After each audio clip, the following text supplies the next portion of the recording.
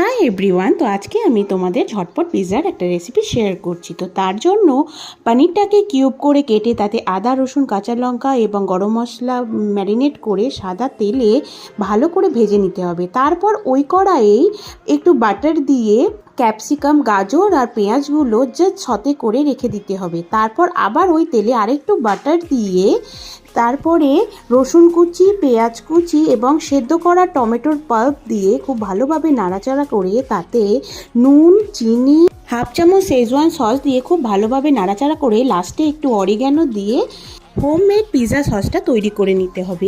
এরপর pizza ব্রেডে butter spread করে তার মধ্যে হোমমেড পিৎজা সস মেয়োনিজ একটু চিজ সটেড করা ভেজিটেবল পনির দিয়ে আরও বেশি করে চিজ দিয়ে আগে থেকে প্রিহিট করে রাখা কড়াইয়ের মধ্যে পিৎজাটা দিয়ে 20 মিনিট মিডিয়াম আঁচে দিলেই তৈরি হয়ে যাবে পিৎজা।